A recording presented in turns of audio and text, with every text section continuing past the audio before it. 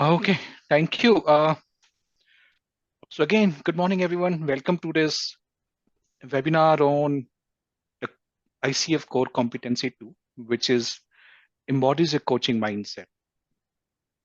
And for me, it's the coaching mindset is like the being part of it. So that's why I pick my theme of doing to being, unlocking the power of a coaching mindset to lead and inspire.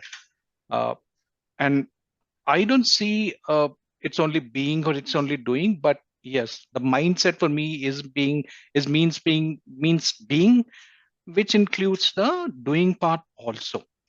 And again, thanks to Abhyudaya for giving us this space to have this webinar and to have this discussion today. In a peer coaching style, we would like to have this in an engaging way, interactive way. So look forward to that uh, engagement during next almost 50 minutes what we have today. So what we would be covering today is competency 2, and I'll share why I picked competency 2, what is so unique, so special about competency 2, and then I'll pick one trait of competency 2 which I found very fascinating, the, the the most powerful tool in the competency 2, and we'll see what doing means for that and what being means for that. So that's what we would be doing in today's webinar. So let me move forward.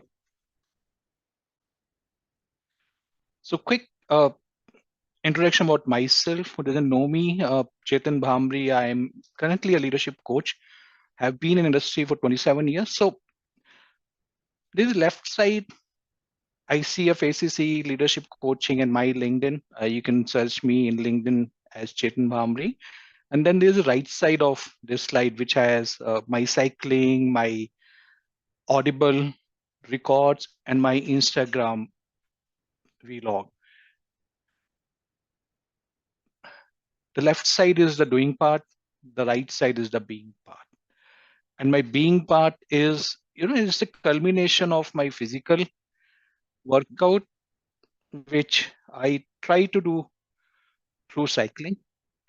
And then the second part, the audible, is basically for my mind, and that the vlog, the video log or the photo log Instagram is basically soul. So that adds up to being who I am. And something, I've been reflecting, out of almost 27 years of my experience, for first 15 years, I was more on the doing part. But I think now, as we can see from the picture also, the being part is becoming bigger and the doing is still there. It's still important. However, the being part is overtaking the doing part of it. So I think that's because of the coaching journey also I've taken. So quick reflection on that thought I'll share with you all.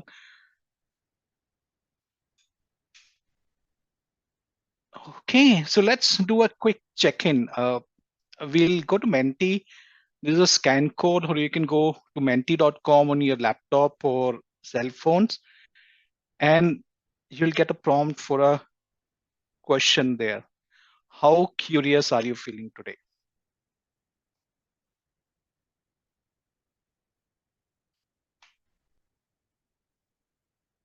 Let me start it.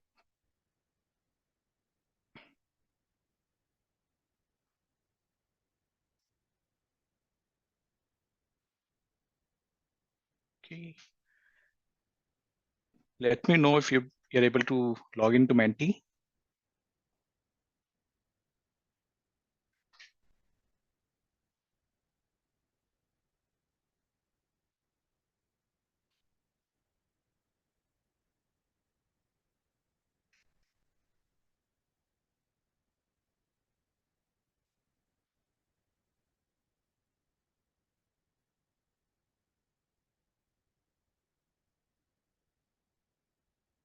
Okay, I see one of you logged in.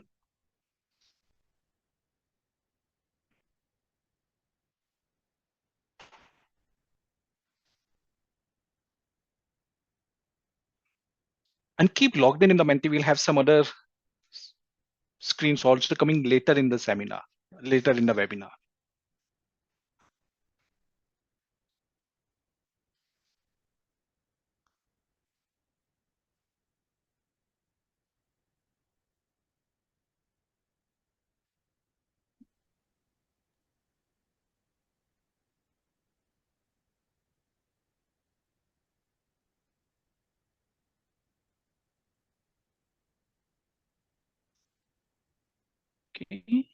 And has everyone done? Yeah. Yeah. Yeah. Wow, 4.3. Very curious group we have today. Good. I'm sorry, I'm not done it. I just lost the conversation.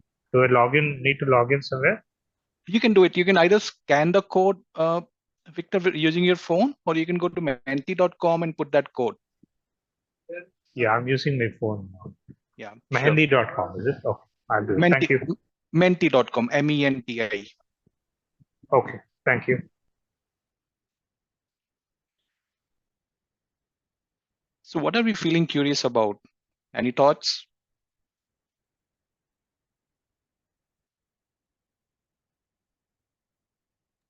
Mine is very simple, Chetan. I've been given feedback by my mentor that I need to focus more on the being than on the doing part.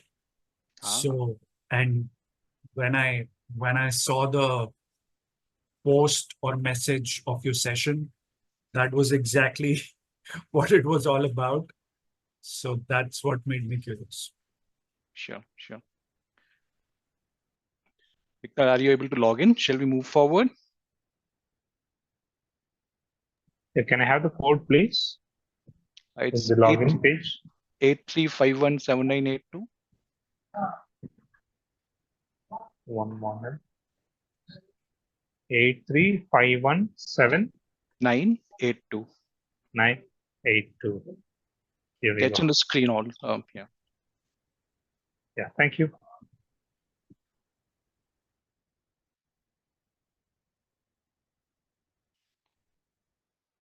So good. I'm happy to have curious peers on this webinar. So let me move forward, and I'll share back my main screen.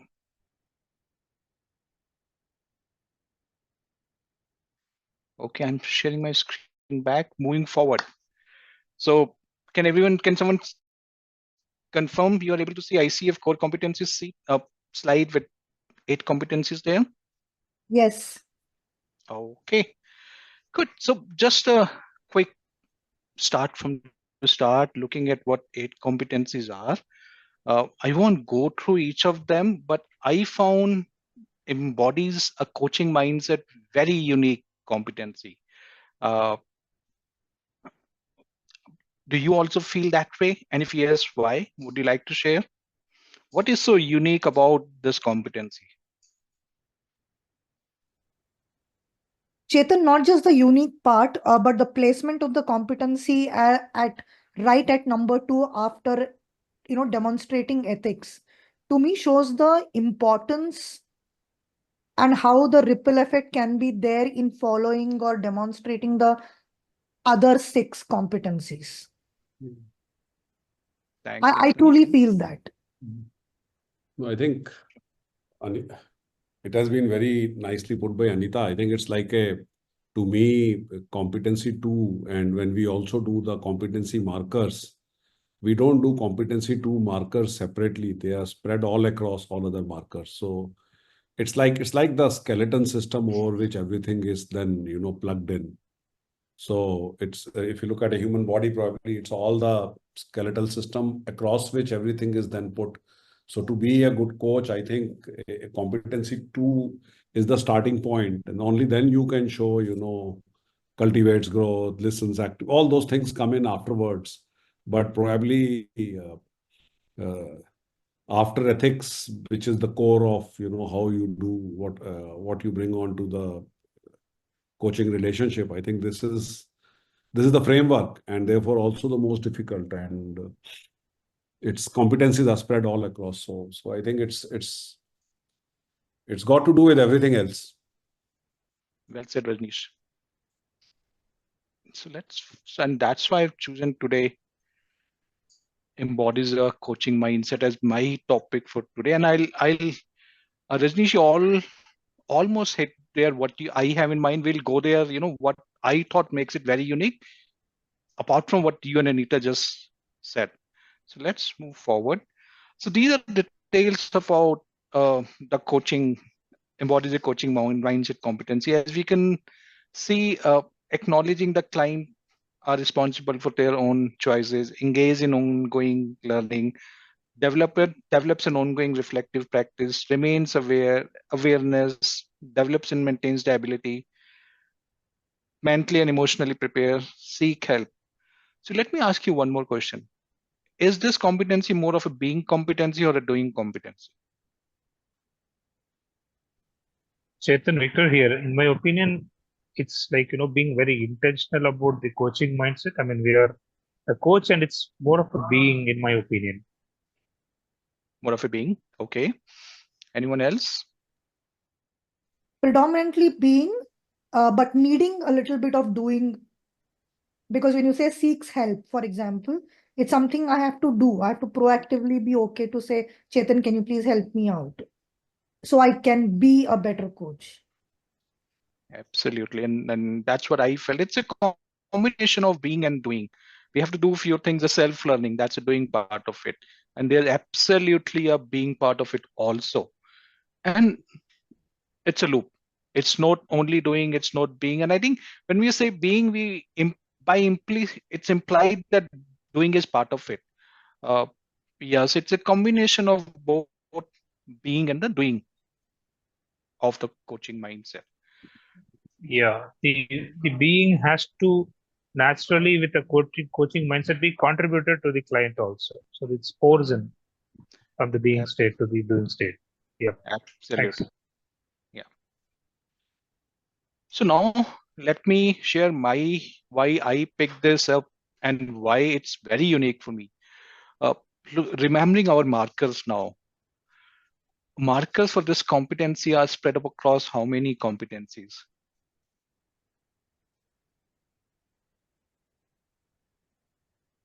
One, two, three, four, or more?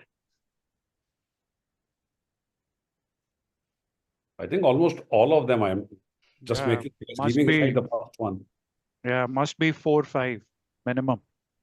4. You're right, Rajneesh. Across 4 competencies. Let's see which one they are. The first one, cultivate safety and trust. And what we see there, acknowledge and respect the client's unique talents. Again, what we are saying here, if you look at the description of this competency, develops and maintains a mindset that is open, curious, flexible, and client-centered. So the first one, it's a client-centric. The second one, coach acknowledges and supports the client's expression. I would say it's the openness, it's the flexibility of the coach which comes into play. Coach partner with client by inviting the client. Again, it's being that client centricity which comes into picture. So again, competency 4 details aligns with the competency 2, embodies coaching mindset. Next one, maintains presence. Competency 5. Let's see which of the markers align. A lot of them. Acts in response to the whole, client centricity. Client coach acts in response to what the client wants, client centricity. Partners with the client by supporting the client to choose what happens in flexible, open, client centricity. Coach demonstrates curiosity to learn more about the client, curiosity. Coach allows for silence, flexibility, client centricity. All of it is coming into it. Next one, listens actively. Competency 6. Let's see what we have here. Coach questions and observations are customized by using. So it's a combination again. Questions and observations are coming from curiosity, and then we've got a flavor of client centricity also here. Next one, coach inquire about or explores how the client currently perceives. Curiosity, customers, client centricity, all of it is coming together here. Last one, evoke awareness. Competency 7. Coach asks questions about the client, such as the current way of thinking, etc. Coach share with no attachment observation. Again, of flavors of curiosity, client centricity, flexible, open. And so the only 3 competencies which are not coming into play here are the ethics, which is kind of an overriding. Second is the agreement. And third one is the actions, the competency 8. And if we really see, the competency 2 and competency 8 cannot be done unless we have all these 4. It's kind of ingrained into it. So in a way, this mindset is very unique. We have got the markers from 4 different competency, and then these 4 competencies are foundation for remaining 2 competencies also, which is competency 2 and competency 8. So that was my reason of picking it. Very foundational, as some of you are also sharing, very overriding for the complete coaching mindset. Now, what really stood out for me in competency 2 was, one of the most powerful tool that fuel coaching mindset is curiosity. That's what I felt when I was going through it. I was putting the details together. I found that curiosity is a very powerful tool, but probably I don't understand much of it. What is the doing of curiosity? What is the being of curiosity? Curiosity is someone, a kid looking out of balcony also. That's also curiosity. But are we talking about that curiosity here? Maybe not. So what this curiosity is, how I can make it a part of my coaching mindset. And the other thing which I wanted to highlight here, these cultivate safety, maintains presence, listening activity, evoke awareness. Are these only required for a coach or for some other roles also? Thoughts?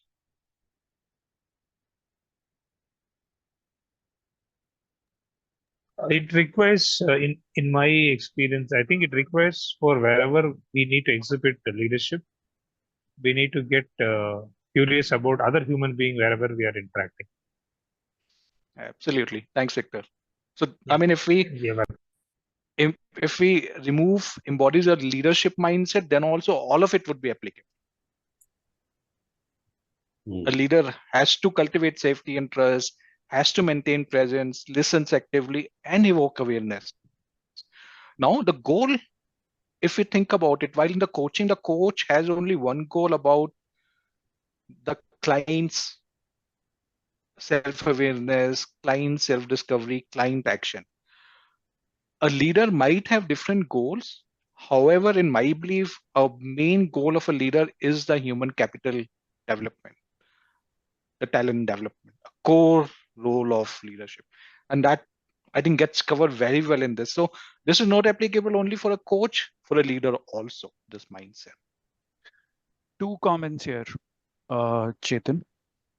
One is, I agree that, even at a leadership position, these competencies could be very useful. I would just say that the depth of those competencies would be different. I would expect a coach to go more in depth, like as in depth as possible when it comes to these competencies, than in comparison to a leader. A leader has other tools as well they could use. Like, a leader plays a different kind of a role. They could be a mentor one day, they could be a trainer one day, they could become a friend the other day, and then they could also become a coach and be curious about these kind of competencies as well. So the depth would differ according to me. I also want to make a point about what you mentioned earlier about what curiosity means to you. And just a couple of days ago, I was watching this recording of the mental models chapter that we did in this course. And after going through that chapter, the first thing that hit me very clearly was that most of these universal mental models are not the truth. They could be our truth, but they are not universal truth, because everyone has their own context. Everyone is influenced by their multitude of systems, culture, traditions, values, and so on. So what could be good for me may not be good for the other person. And it is very, very important to have that kind of curiosity. So if a client says to me that I do not find my role challenging enough, now my interpretation of challenge could be something else. And you as a client could have a different interpretation. That is where curiosity comes in. And that is where you should definitely ask, by forgetting your own interpretation, that Chetan, when you say it is not challenging enough, what does it mean to you? So for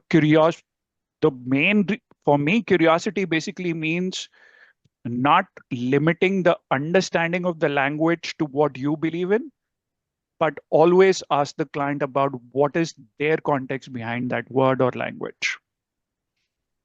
Very well said, Rajneesh. And so I think I just want to take on what Rajneesh said. I think in terms of coaching mindset for a leader, and I think what he said, everything was spot on. Just want to highlight one more angle, which is slightly different. So when a coach comes into a coaching relationship, his task is to facilitate the client's goals. There is no other task in that relationship. The only task in that relationship is what the client wants, to help the client grow where he wants to grow, to help the client explore what the client wants to explore. But when a leader comes into play, there is another task, which is the team task, the company task, the goal. And therefore, a leader would be very well, I think, served with having the coaching mindset, but it will never be the same because he will always have a task. He has to meet the sales target, he has to meet the production target, he has to cut the cost. So therefore, there is going to be an adaptation. So there is a difference when a coach is coaching. There is a singular task, and which is to coach. When a leader is coaching, there is another task, which is to do the actual action on ground. And therefore, it becomes, I think it is even more difficult for a leader to coach than a coach to coach. Because there is an investment in the results. There is a bit of urgency at times. And we have all seen that when we are in a critical situation, in an urgent situation, in a time pressure, we forget all that we have learned. We go back to our basic instincts. We fall back to our default action mode. And then you say, oh, forget it. Don't talk to me. I know it. Do it like this. That is what I have been doing all my life. Huh? Just leave this now. Don't think. I'm telling you, stop thinking. Just do it when you are in crisis. So just this one little subtle angle of, the goal orientation, I thought was very interesting. Valid point. So to summarize, definitely for a leader, coaching mindset, a coaching conversation is only one part of the various hats he or she is going to wear. Absolutely. And second thing, Rajneesh Kapoor, Rajneesh Malhotra, what you mentioned about the curiosity, what does it leading to? So let me have one more question then. Is there a purpose of being curious, or curiosity is just general curiosity about everything and anything? Or could there be an underlying purpose also? There is a purpose. The main role for a coach or a guiding principle in coaching is to focus on the client's agenda. And if you want to truly understand what the client agenda is, then you would need to be curious. Yeah.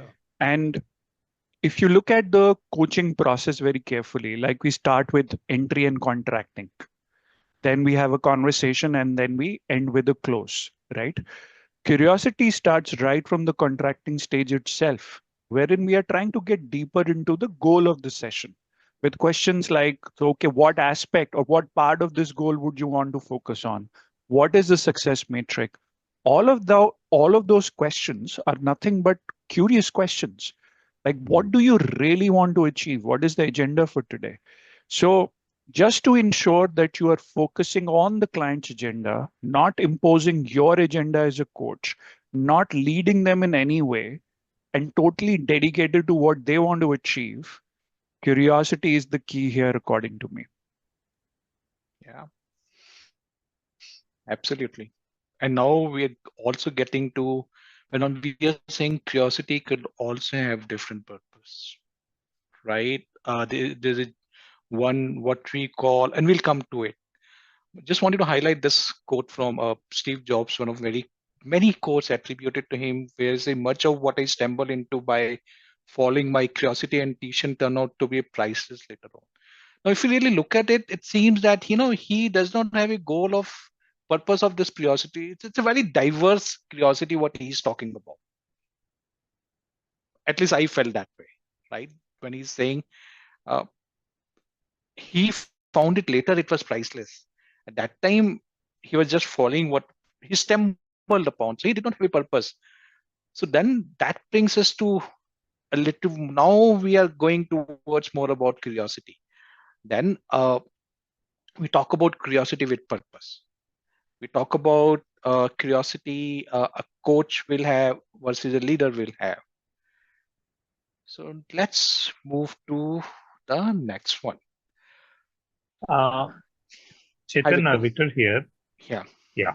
So just to give my idea about what you asked, purpose, curiosity. So in general, a human being needs to be curious, looking around things, and that's his learning process about life. From a baby, now the baby gazes at sky or the bird or whatever. He gazes at his parents and learns from his parents. So we are curious about things happening around us as a general human being, and it is not purposeful. It's maybe it is in a learning stage.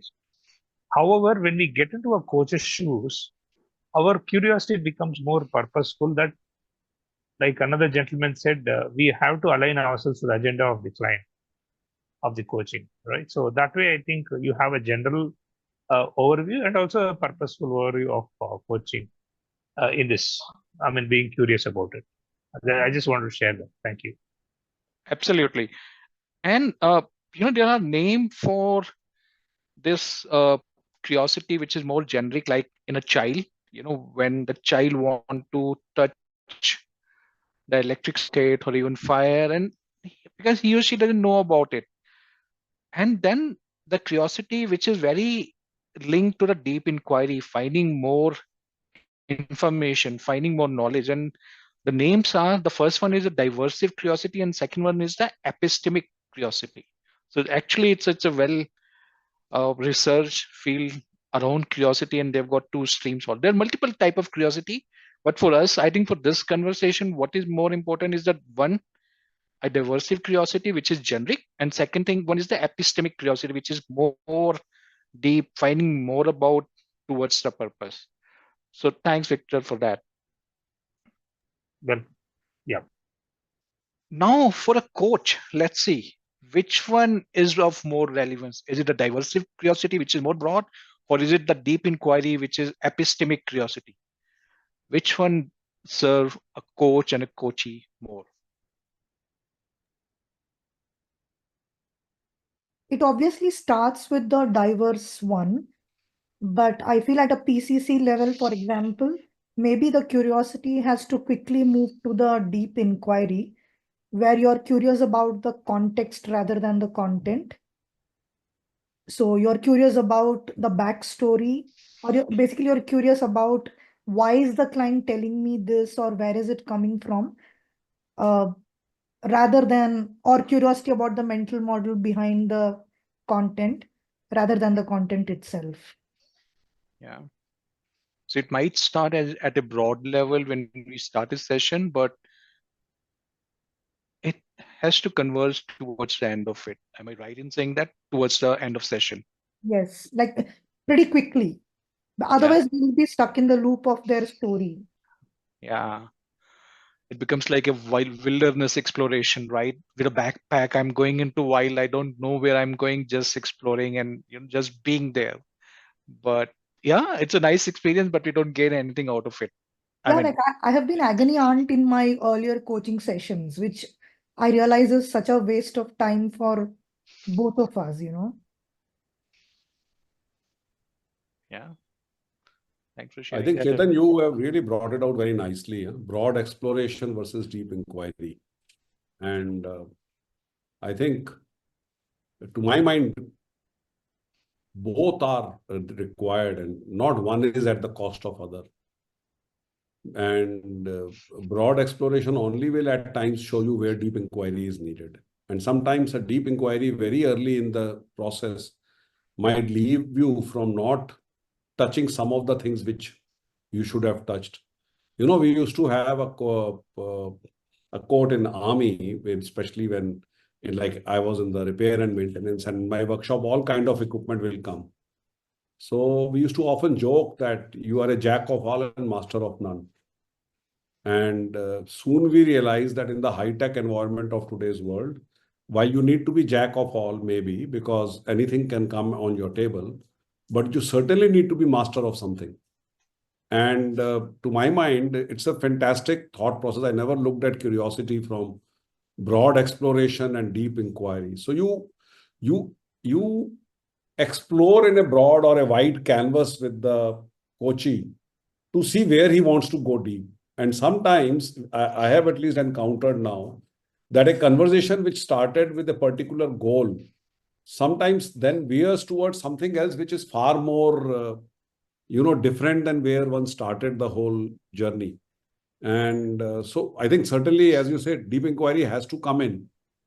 But I would feel that both are important. Huh? One is not one at the cost of other. Absolutely, Ranish. Yeah, and Chetan, so amazing points by Rajneesh here. One other thing, and it is purely based on my experience, and then later on shared by some of the other coaches as well.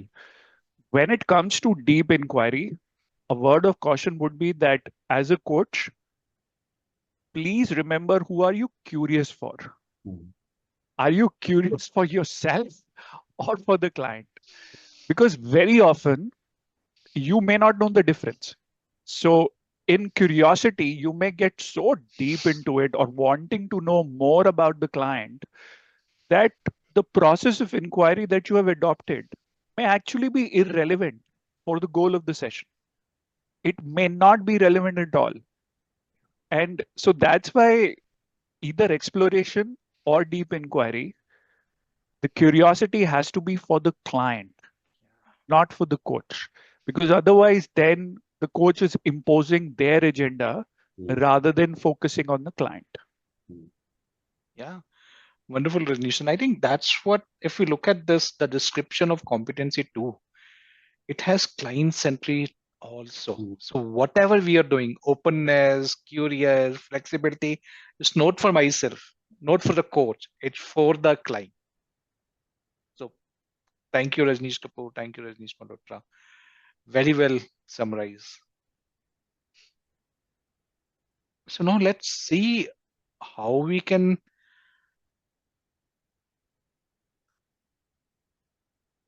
let's get more deeper into curiosity. Again, same mentee. I hope you have not closed that survey which we were doing earlier.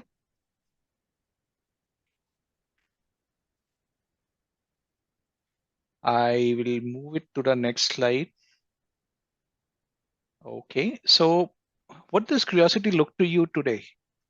I mean, not today, in general, what does curiosity look to you? And you can have multiple answers submitted. It's the same continuation of the same survey which you did earlier. Not changing. No?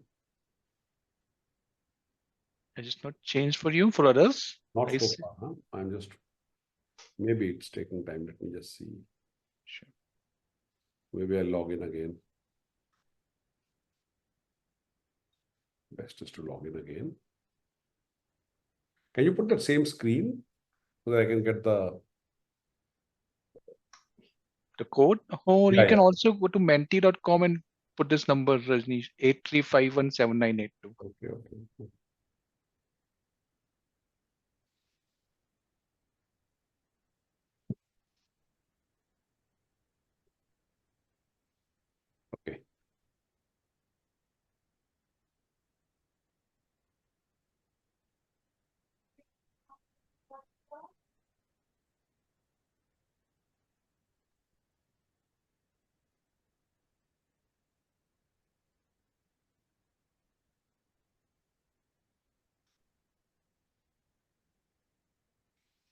So you got 3 so far. Let me know once you're done. I'll unhide the response then.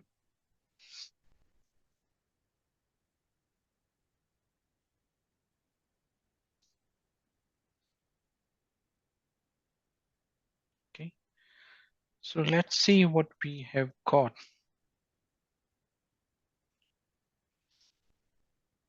Ignorance reveal, a blank slate, learning more, explore, eureka movement, open mind, learn.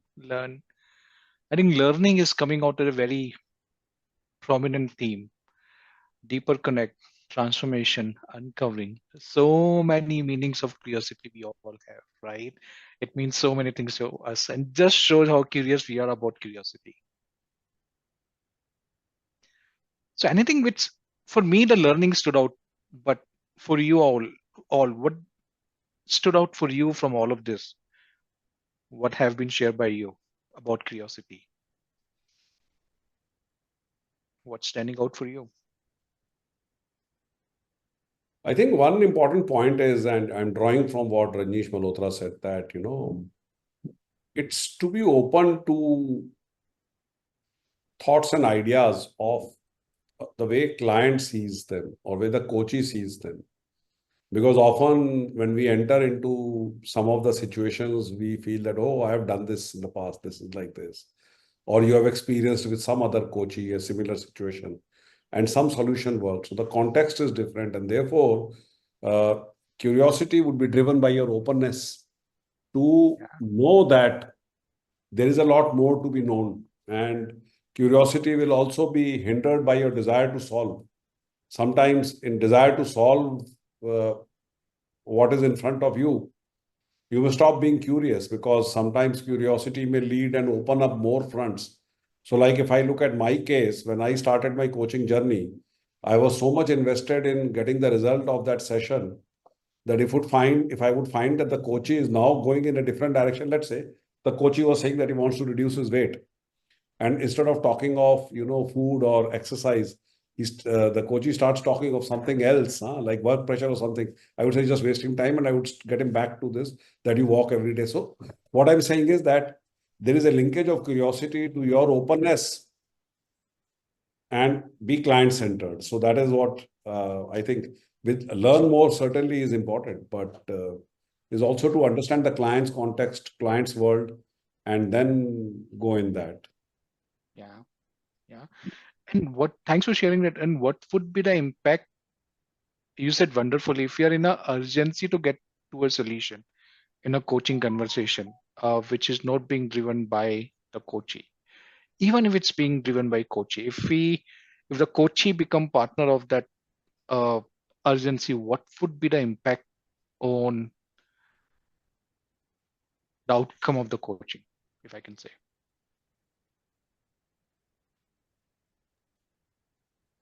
The impact would be, if I may, that the coach may help or may partner with the client to find a solution to that problem, whatever problem the client has brought to the conversation. There will be some solution and the client will be very happy with that solution and everything, but it will not be even close to being transformational. Yeah. Because the focus was on just finding the solution. Now, what was the context behind it? Why did it matter so much to the client? Like, one of the most prominent themes in my internal coaching is internal mobility, like finding a new role, right? Now, I can easily get to the solution part by telling my client as to how can they find a new role, and they will be very happy with it. But again, the context, why are you getting bored? There are no new challenges. Is the work environment toxic? What is it all about? And that is where we very often talk about the focus has to be on the individual, on the client, and not the problems or issues that they bring in the coaching conversation. So jumping to a solution is fine. You will find a temporary solution. But if you want to invest or spend time in the long-term development of your client, then that won't work. Absolutely. And that problem may not be the actual problem that client Exactly. needs to solve, Rajneesh. Exactly. Very well Exactly. summarized. Exactly. Yeah. Thank you. So now let's look at client-centric curiosity, and just confirming you all can see the slide with the title client-centric. Yeah. So now let's go one level down. So again, reflecting on the input from all of you, So this is what typically doing curiosity, the layer which we all see looks like, right? Asking open-ended question. That's kind of give me a sense. Yes, that's curiosity. Prompting for alternate solutions. Paraphrase, reflecting. Inquiring on the words which a coach hear from client. Exploring the feeling of client. All these relates to curiosity. Yeah. I would say they are doing of curiosity. They give a sign, they give a marker that, okay, the practice of curiosity is happening. But are they in themselves ensure that curiosity is being done? Is just asking open-ended question, does that necessarily means the coach is being curious?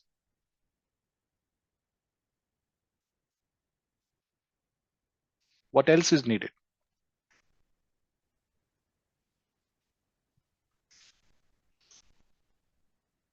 I didn't get your question, Chetan. So these are what to see the visible markers Yeah. of curiosity, Rajneesh, right? Yeah. Asking Yeah. open.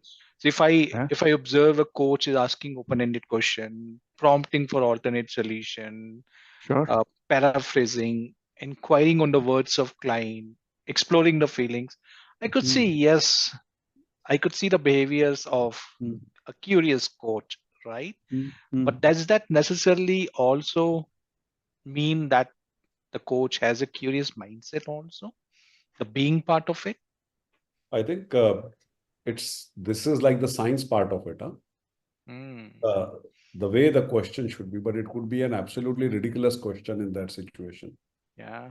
And curiosity on something else. So it's like climbing the ladder the right way, but on a wrong wall. So you need to know. I think it's fantastic take that you brought in. So just asking open-ended question only takes the marker that you ask open-ended questions, but how relevant is that question to the context? And because I think one very interesting thought that I learned some time back was that coaches have to realize that in a coaching journey, they have the power to ask questions. And the client will almost always answer the question the coach asks. So it could be like if somebody is discussing something and I ask a question which is totally not getting the sentiment, the emotion that the client is talking, the client will still answer, but you lose the moment and you lose. And therefore, so many times as a coach, we end up leading the conversation to the direction that we want it to go. Yeah. Something what Rajneesh said some time back also. So I think it's a brilliant point that you brought it. So it's open-ended question does not mean that it's the right question or you're curious. Open-ended question could be to just fulfill your own expectations and requirements. Yeah. And I Wonderful. think maybe similar for all other points. Yeah. Yeah. And I think that's why this competency too, and it has markers in all others also. So you were referring about maintaining presence, listening actively, evoking awareness. So I think that's what makes this competency too very unique.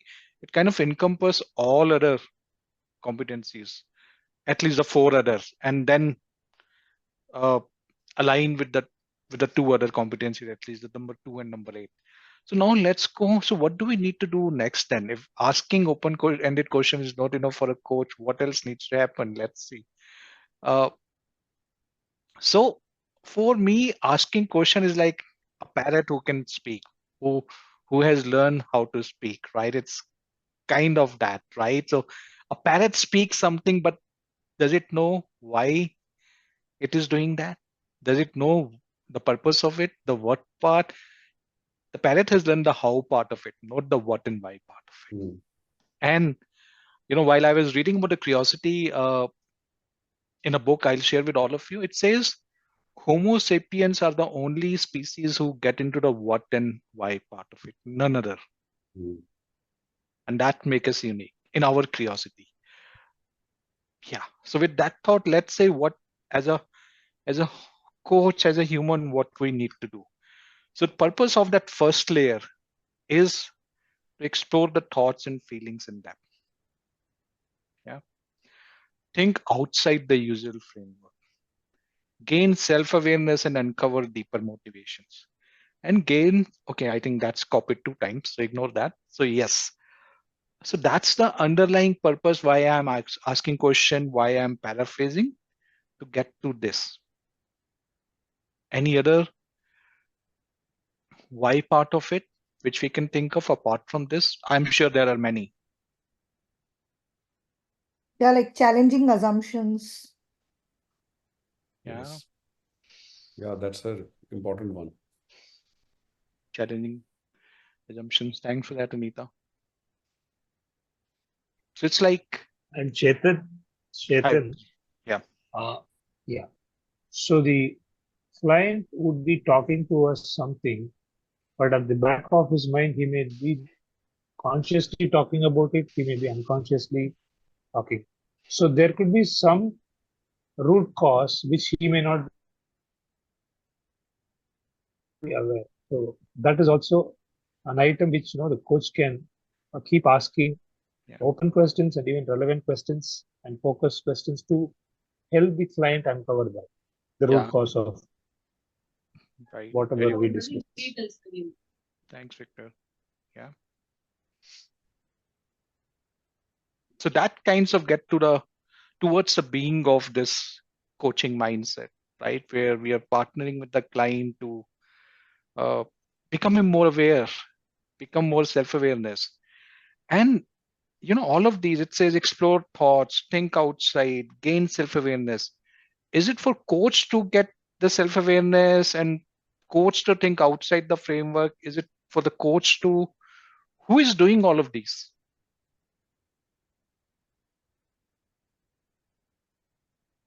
So when I'm asking you open question, yeah. Sorry. Yeah, Nita, carry on.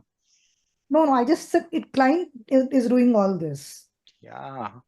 So all of this is for one purpose. That's for the client's decision making in action. And that brings us to the being part of it. So while we started with, what just asking a question, and we got one layer down, which is, why am I asking that question? I'm asking question because for the self-awareness, not for me. I am not looking for the answer as a coach. I am partnering with client to get their answer.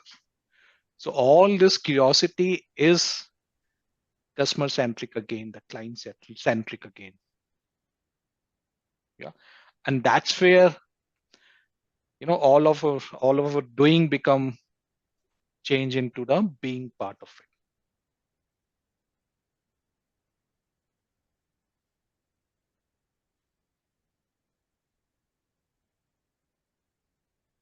And earlier we were saying the diverse when we're just trying to get more information. I am trying to get more information, but if I don't know what I'm going to do with that information, the second layer, and for whom, then that's not a coaching mindset. Yeah. Chetan, I was just thinking that for a coach, curiosity is also a way to save the coach from being judgmental.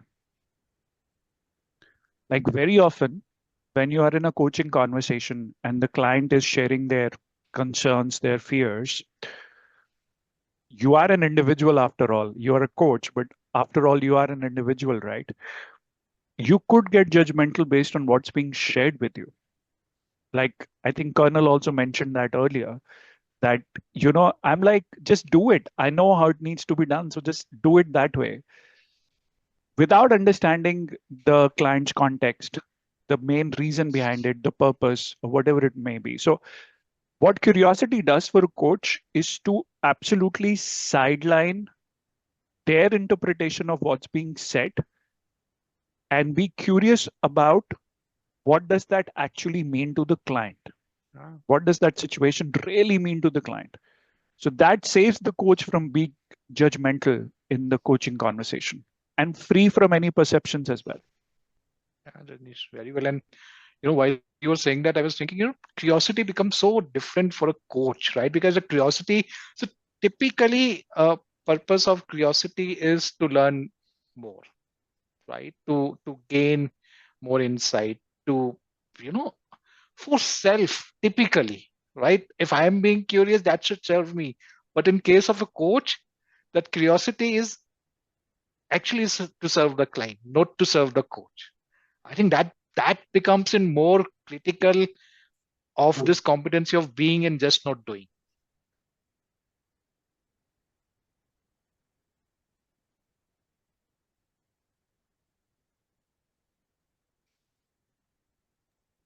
Honestly, it's not wrong if it serves the coach. It should not be at the cost of not serving the client.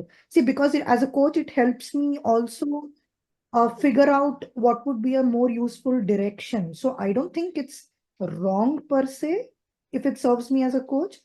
It should not come at the client's cost. That's all. I mean, at least that's what I feel. Interesting point. What other things about this point?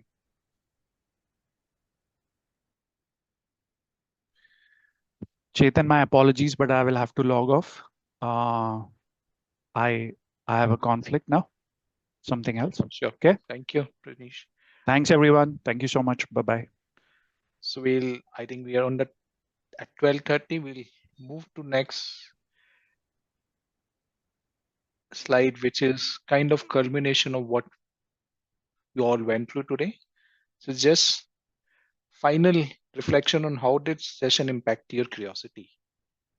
Few words, if you all can share, and I'll move the slide to the next in Menti. Give me a minute. Okay, yes, you should be able to answer it now.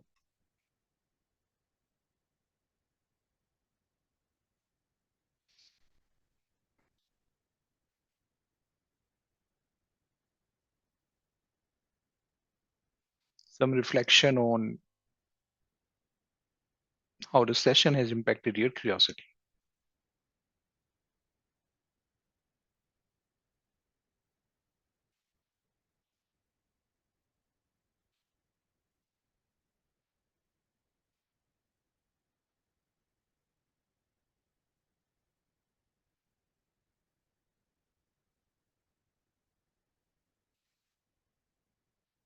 Are you all able to access that page on menti.com? Yeah. Yes, Chetan, I am able to. Yeah, me too. Thank you. Thank you, Anita.